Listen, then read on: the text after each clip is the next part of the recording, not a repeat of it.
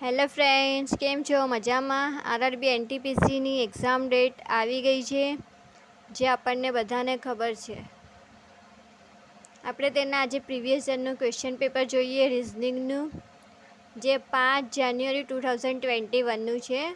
CBT 1 અને shift 1નું paper છે, જેના આપણે આજે રિઝનિંગના કેટલાક ક્વેશ્ચન સોલ્વ કરીએ. જેમાં ફર્સ્ટ ક્વેશ્ચન આપણું છે, આરઆરબી એનટીપીસીના એક્ઝામના પેપર ઇંગ્લિશ અને હિન્દીમાં જ હોય છે, કારણ કે સેન્ટ્રલ લેવલની એક્ઝામ ગણાય છે, એટલે ત્યાં ગુજરાતી નથી આવતું. એટલા માટે મેં એને ટ્રાન્સફર કરીને ગુજરાતીમાં કન્વર્ટ કરેલું છે. એટલે કંઈ ન સમજણ પડે તો I am really first time sorry. First example જોઈએ આપણે. 4 अक्षर के समूह में दिए गए हैं, जिनमें से किसी प्रकार से एक सामान्य और एक असंगत है. असंगत का चयन करें. આવી રીતે આપણને પેરલ આપેલી છે, PSRQCGEF VYXWJMLK. આપણે એને એક્ઝામ્પલ જોઈ લઈએ. તો PSRQ, જેમાં ડિફરન્સ છે 16, 19, 18 અને 17. CGEF એ 3, 7, 5, 6. VYXW 22, 25, 24, 23. અને JMLK 10, 13, 12. આમાં એક્ઝામ્પલમાં પાછળની સંખ્યા છે આગળ કરતાં ઘટીને આવે છે, અને જ્યારે CGEFમાં પાછળની સંખ્યા આગળ કરતાં વધીને આવે છે, જે એનું ડિફરન્સ બતાવે છે. નેક્સ્ટ એક્ઝામ્પલ આપણે જોઈએ. એવા કેટલા ડી છે જેમના તરત પછી ડબલ્યુ છે પણ પહેલાં કે નથી.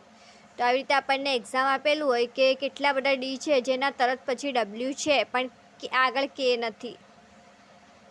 તો આ છે, આ છે, આ છે, એવી રીતે આપણે પેરેલમાં ધ્યાનથી જોઈ લેવાનું. તો આમાં 3 બને છે. આ બધા રેલવેના આરઆરબીના ક્વેશ્ચન પેપર મેં મારી જાતે સોલ્વ કરેલા છે, એટલે તમને કંઈ પણ ઇશ્યુ હોય તો તમે મને કમેન્ટ કરીને પૂછી શકો છો. दी गई श्रेणी में आगे आने वाले विकल्प का चयन करें. તો હવે આમાં એક તીર આમ જાય છે, એક તીર આમ જાય છે, પછી એક તીર આમ જાય છે, એક તીર આમ જાય છે. હવે એમાં નેક્સ્ટ કઈ રીતે જશે? તો આગળની આ જે સંખ્યા છે એવી રીતે જ આગળની પેરલ વધશે, અને એના પછીનું બી પૂછે તો એના પછી સેકન્ડ પેરલની જેમ આગળ વધશે લાઈન, એટલે એનો આન્સર આવશે સેકન્ડ. આમ તીર જશે. નેક્સ્ટ એક્ઝામ્પલ જોઈએ. કૂટ ભાષા મેં ક્રડ કો બેસ્ટેડ લખાય છે, તો મોસ્ટ કેમનું લખાય? તો હવે આપણને આવી રીતે એક્ઝામ્પલ આપેલા. હવે ક્રડ જોઈએ તો એના પહેલાં તો આપણે કોઈ પણ એક્ઝામ્પલ સોલ્વ કરીએ ને ત્યારે પહેલાં આપણે એના નંબર લખી લેવાના, જેનાથી આપણને ક્વેશ્ચનનો આન્સર સોલ્વ કરવો ઇઝી થઈ જાય છે. આ મારી ફર્સ્ટ ટ્રીક આ જ છે કે હું કોઈ પણ એક્ઝામ્પલ કોડિંગ ડિકોડિંગનું સોલ્વ કરું તો પહેલાં નંબર લખી જ લેવાના. અને આ નંબર લખવા માટે ફર્સ્ટ આપણને ABCDનું કોડિંગ વાઇઝ ચાર્ટ યાદ રહેવું ફરજિયાત છે. જે આપણને યાદ નહીં રહેશે તો આપણે ગમે તે એક્ઝામ્પલ આપણે સોલ્વ નહીં જ કરી શકીએ. હવે જોઈએ ક્રડ અને BST. હવે આમાં જોઈ લેવાનું કે સી શેના પર આવે છે? 3 પર, R 18 પર છે, U 21 પર છે, D 4 પર છે, E 5 પર છે.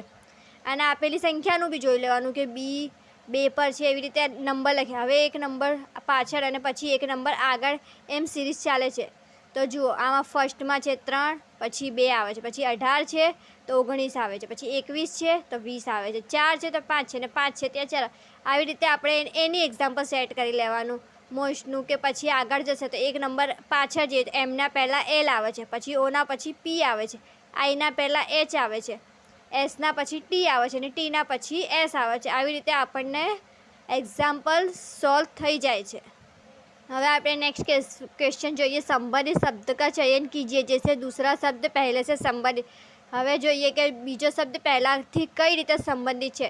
તો ઝારખંડમાં, બિહાર છે એ ઝારખંડમાં આવેલું છે. તો છત્તીસગઢ ક્યાં આવેલું છે? તો એ મધ્યપ્રદેશમાં આવેલું છે. તો એનું આન્સર આવશે મધ્યપ્રદેશ.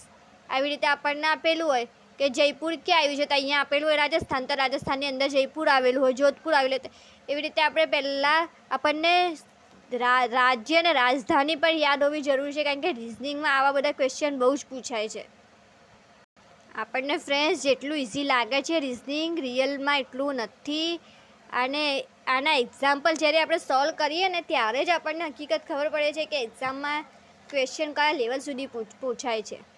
હવે આપણે નેક્સ્ટ એક્ઝામ્પલ કે જોઈએ. दी गई तालिका में में विभिन्न है, छात्रावास में विभिन्न है, भाषा बोलने वाले छात्रों की संख्या को दर्शावे। હવે આવી રીતે ચાર્ટ આપેલો છે ભાષા અને છાત્રોની સંખ્યા. તો હિન્દીમાં 25 છે, અંગ્રેજીમાં 22 છે, મરાઠીમાં 12 છે, તમિલમાં 9 છે, બંગાળીમાં 4 છે અને ટોટલ એનું કેલ્ક્યુલેશન થાય છે 72. એ કઈ ભાષા છે જે છાત્રાલયમાં 3માંથી 1 વિદ્યાર્થી બોલે છે? તો સૌથી વધારે ભાષા તમે જોઈ શકો છો કે કઈ બોલાય છે. આખી પેનલમાં તમને દેખાય સૌથી વધારે 25 વિદ્યાર્થીઓ હિન્દી બોલે છે, એટલે 3માંથી 1 વિદ્યાર્થી હિન્દી બોલતું જ હશે, એટલે એનો આન્સર આવશે હિન્દી. અમુક ક્વેશ્ચન આપણને છે ને જોતાં જ ખબર પડી જાય એવા હોય છે, પણ અમુક ટફ બી હોય છે. હવે તો આપણે એક્ઝામ આપીએ એના શિફ્ટ પર, એના ક્વેશ્ચન પર ડિપેન્ડ છે કે કેવા ક્વેશ્ચન પૂછાય છે. नेक्स्ट एग्जाम्पल જોઈએ. शब्द का चयन कीजिए जैसे दूसरा पहले से संबंधित है उसी प्रकार तीसरा किससे? શર્ટનું સંબંધ પરિધાન, એટલે પરિધાન એટલે કે શર્ટ થાય, એટલે કે કાપડને પરિધાન કહેવાય. કે કાપડમાં બટન હોય છે, કેમ કે જબ્બો હોય, ટી શર્ટ હોય, શર્ટ હોય, એ બધા પરિધાન કહેવાય જેનું સંબંધ પરિધાનમાંથી કાપડ બનાવવામાં થાય છે. હવે આભૂષણ એટલે કે આભૂષણમાં શેની ગણતરી થાય? તો કે હારની થાય. હાર શેમાં આવે? તો કે આભૂષણમાં આવે. એના જગ્યાએ આપણને ચેન પૂછીએ, બુટ્ટી પૂછીએ કે ગમે તે પાયલ પૂછીએ તો એનું પણ સમાવેશ આભૂષણમાં જ થાય છે. એટલે કે આપણે કોઈ પણ એક વસ્તુને પકડી ના લઈએ કે હાર જ આભૂષણમાં આવે, ઘણી બધી વસ્તુઓ આભૂષણમાં આવી શકે છે. હવે આપણે નેક્સ્ટ એક્ઝામ્પલ જોઈએ વેન ડાયગ્રામનું. उस विकल्प का चयन कीजिए जब वेन आरेख द्वारा सर्वोत्तम ढंग से निरूपित होता है. આમાં આપેલા છે A, B, C. હવે આવી રીતે આપણને એક્ઝામ્પલ આપેલા ડૉક્ટર, આદમી, છાત્ર, મેજ, ખુરશી, ફર્નિચર, સોના, ચાંદી, આભૂષણ, પરિવાર, માતા, પિતા, બચ્ચા. હવે છે તો એક છાત્ર આદમી પણ હોઈ શકે છે અને ડૉક્ટર પણ હોઈ શકે છે, અને એક ડૉક્ટર છે, એક આદમી પણ હોઈ શકે છે અને એક છાત્ર પણ. એમ કે આને આપણે આગળની રીતથી જોઈએ કે પાછળની રીતથી જોઈએ, જે એ વસ્તુ કોમન જ આવે છે, એટલે આનો આન્સર આવશે. હું તમને એવા જ એક્ઝામ્પલ સોલ્વ કરાવું છું જે ફર્સ્ટ એક્ઝામમાં પૂછાયા હોય છે, જેને પૂછાવાની સંભાવના સૌથી વધારે હોય છે અને જે સ્ટુડન્ટને ટફ પણ લાગતા હોય છે, પણ એને આપણે ટ્રીક વાઇઝ જોઈએ તો એને સરળ કરવા એટલા અઘરા પણ નથી હોતા.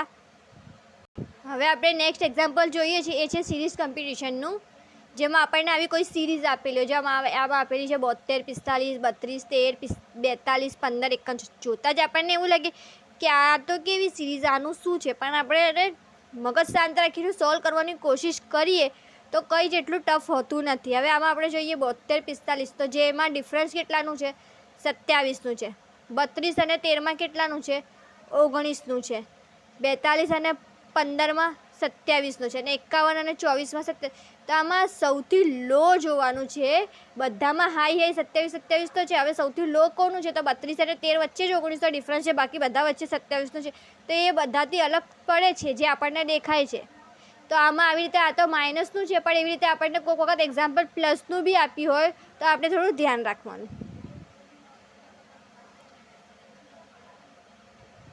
હવે જુઓ, આ સેકન્ડ એક્ઝામ્પલ છે, એ પણ સિરીઝ કોમ્પિટિશનનું છે, જેમાં જો હું તમને અત્યારે જ બોલી ને કે એ એક્ઝામ્પલ માઇનસનો હતો, હવે આ જો આ એડિશનનું છે. હવે આપણે આને જોઈએ.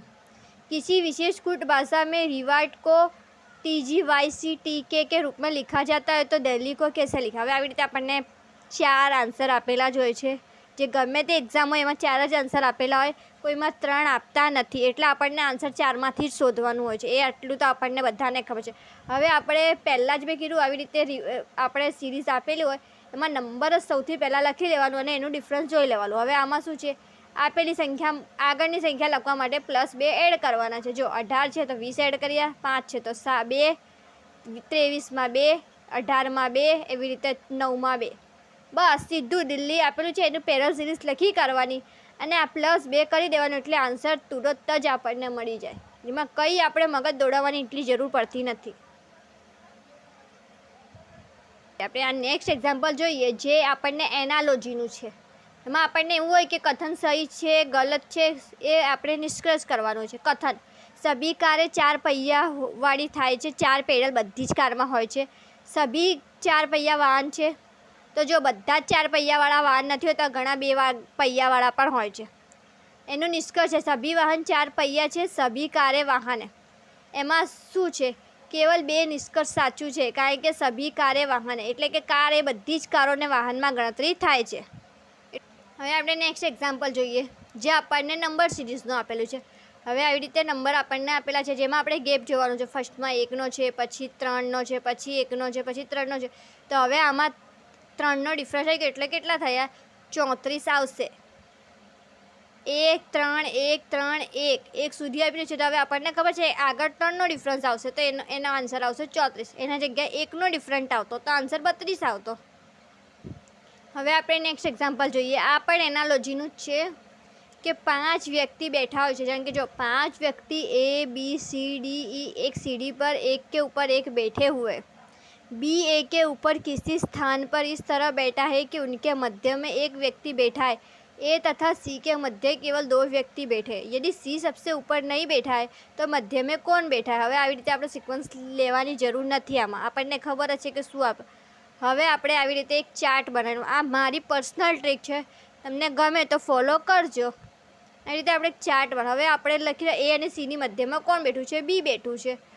A અને Cની મધ્યમાં પહેલી જ વસ્તુ પકડી લેવાની કે A અને Cની મધ્યમાં કોણ બેઠું છે? B. તો આન્સર શું આવશે? B. આપણે બહુ બધી મૂંઝવણમાં પડવાની જરૂરત નથી. ફર્સ્ટ ટોપિક પર જ ધ્યાન આપવાનું છે એક્ઝામમાં, કે શું વસ્તુ પૂછી છે એટલું જ લોજિક વાપરવાનું છે. આખું ચાર્ટ કે એવી કોઈ ડ્રોઈંગ કરવાની આપણને ક્યાંય જરૂર પડતી નથી. આપણે હવે નેક્સ્ટ એક્ઝામ્પલ જોઈએ, જે એક एनालॉजीનું જ છે. एक कथन में 2 तर्क है. कथन के संबंध कौन सा तर्क पुष्ट है? भारतीयों की जीवन प्रत्याशा बढ़ रही है, एनु तर्क है. हाँ, लोगों को बेहतर चिकित्सा सुविधाएं मिल रही है. हाँ, लोग अब अधिक शारीरिक व्यायाम कर रहे हैं. એટલે કે 1 અને 2 તર્ક બંને પુષ્ટ છે. સારું જીવન શૈલી જીવન માટે બંને વસ્તુ આપણને જોઈએ. હવે આપણને આપ્યું છે વેન ડાયાગ્રામનું એક એક્ઝામ્પલ. આ એક ડાયાગ્રામ જોઈન કરે. સેવ, આમ અને ફળ જે ત્રણેય વસ્તુને સંબંધ સાબિત થતું હોય તો આમાં છે આ જુઓ, આ ગોળને આપણે કહીએ ફળ, અને આ છે સેવ અને આમ. કેમ કે ફળ નામના વર્ગમાં આમ અને સેવ બંને વસ્તુનો સમાવેશ થાય છે.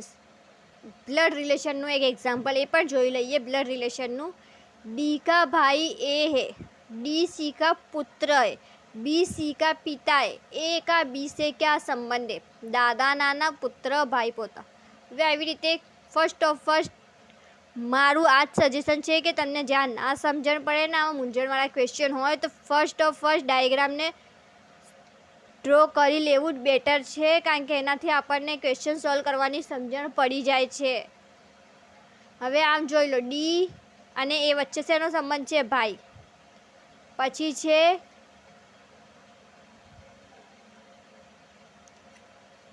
છે ડી અને સી વચ્ચે શેનો સંબંધ છે? તો પુત્રનો છે. પછી બી અને સી કા પિતા है, તો બી અને સી વચ્ચે શું સંબંધ છે? તો કે પિતાનો છે. તો એ કા બી से क्या સંબંધ हुआ? હવે એનો બીથી શું સંબંધ થયો?